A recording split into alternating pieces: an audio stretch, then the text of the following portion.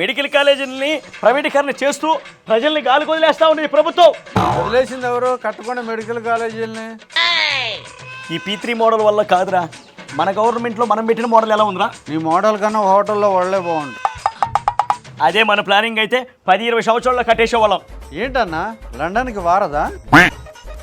ఏముందిరా ఈ P3 విధానంలో? ఈ పిత్రిగడికి ఏం తెలుసు P3 విధానం అంటే?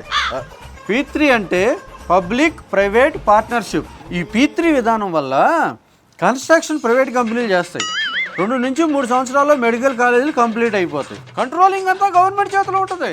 ఒకవైపు పేద ప్రజలకు మెరుగైన వైద్యం, ఇంకోవైపు పేద విద్యార్థులు డాక్టర్లు అవ్వాలనే కళ నెరవేరుతుంది. వాళ్ళ కళ నెరవేరితే నా కళ ఆగిపోద్ది. దాన్ని అవ్వనివ్వను, తొక్కేస్తా. ఈ P3 విధానాన్ని అమలు కానివ్వను. ప్రతి క్షణం పక్షి టీవీ చూస్తూ ఉండండి. ఫేక్ ప్రచారంతో మీ ముందుంటుంది, అంతే కదన్నా?